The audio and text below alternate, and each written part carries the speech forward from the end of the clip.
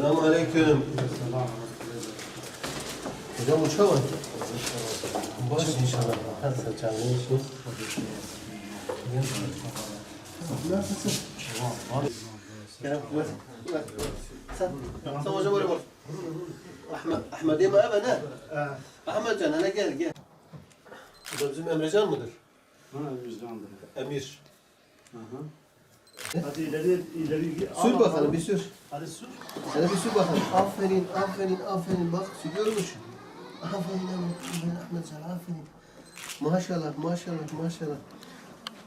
Ve Teala sabrı be. Ve Teala ikar be.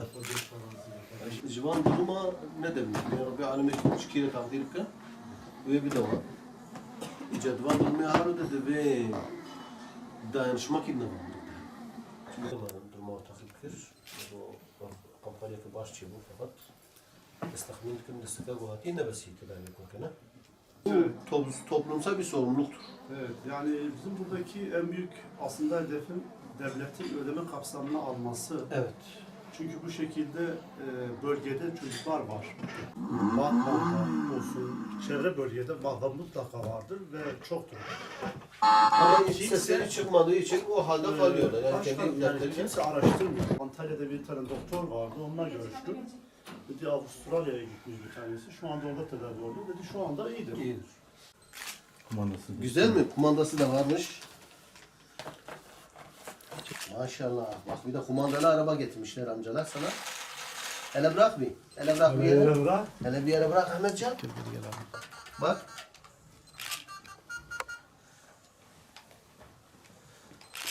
Ha bak geri. Geri geldi bak.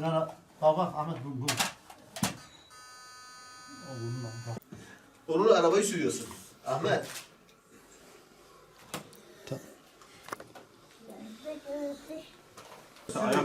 Sürekli hareket yapıyorum. Sürekli günde birkaç sefer hareket yapıyoruz. Mesela ayağın fiziksel durumu çok değişik Şu bir anda şekilde. mesela şu normalde şöyle yapıyoruz. normal. Tabii bir fizikçi kadar Tabii fizyoterapist yapamıyor. fizyoterapist geldiği zaman evde 45 dakika boyunca haftada 2 gün gelecek en az o çocuğun eğitimi açısından faydalı olur. Bir müddettir özellikle Batman gündeminden olup sonra da Türkiye gündemine düşen Ahmet Can'ın tedavi durumuyla alakalı ailemizi ziyaret ettik.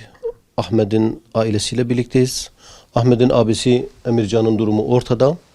Ahmet'in de bu duruma, bu akıbete uğramaması için ciddi, külfetli bir tedaviye ihtiyacı var. Evet, insanımız elhamdülillah bir duyarlılık gösterdi.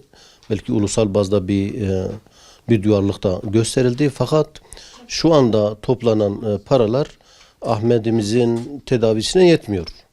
Çünkü çok külfetli bir hastalık. Bu zaten ailenin imkanlarını aşıyor. Dolayısıyla toplumsal bir sorumluluk yüklüyor bize. Şu an toplanan paralara belki bir 9 aylık bir tedavi süreci sürdürülebilir. Ancak bu çocuğun bu hastalıktan kurtulması için yetmiyor. Bu konularda özellikle bu gibi hastalıklarda devletin desteğinin olması şarttır. Dolayısıyla bu çocuğun kullanacağı ilaçların devletin desteği altında olması, yani devletin ödemesinin altında, garantisinde olması lazım. Sağlık Bakanlığı'nın buna dönük bir politika geliştirmesi lazım.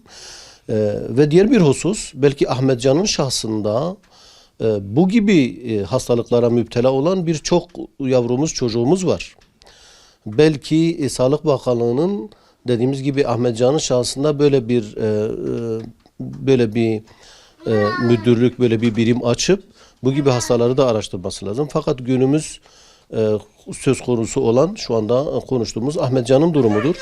Öncelikle bu çocuğumuzun abisinin akıbetine düçar kalmaması için, tedavisinin yapılabilmesi için hayırseverlerimizin, işte iş adamlarımızın, insanımızın gösterdiği duyarlılığı devam ettirmesi ve özellikle de devletin bu konuda destek vermesini istiyoruz. Mutlaka Sağlık Bakanlığı'nın bu gibi hastalıklara, bu gibi hastalarımıza destekte bulunması lazım. Ahmet'in ailesinin adına Batman Valiliğine ve Batman hayırseverlerine teşekkür ediyorum ben buradan. güzel bir duyarlılık gösterildi, güzel bir sahiplenme oldu. Bu sahiplenmenin, bu duyarlılığın devam ettirilmesi lazım. Çağrımız bu yöndedir. Biz de bu anlamda tabanımıza da sesleniyoruz. Tabanımızın da bu konuda bu hayır yarışından, bu sevap yarışından geri kalmamasını istiyoruz. Rabbimizden ümidimiz odur ki Ahmetcan bu tedaviyle, bu toplumsal bu duyarlılıkla, bu yardımseverlikle sağlığına kavuşur. Ailemizin bu anlamdaki yarası, bu anlamdaki sıkıntısı daha da büyümez. Öncelikle Sayın Başkanımıza teşekkür ederiz ziyaretlerinden dolayı. Şu ana kadar toplanan para 2.170.000'dir. Bu yaklaşık olarak 9 aya yetecek kadar ilaçtır. Tabii ki bu tedavi maalesef bir yıllık değildir. Bir yıllık maliyet aşağı yukarı 3 milyon civarıdır. Şimdi bundan sonra mesela diyelim ki bir yıl doldu. Bir yıl dolduktan sonra çocuğumun tedavisi bitmedi. Devam etmesi gerekiyor. Bu durumda ben ne yapacağım? Bu durumda benim gerçekten o kadar gücüm yok. Yani kesinlikle Sayın Sosyal Güvenlik Kurumu'nun bunu ödeme kapsamına alması gerekiyor.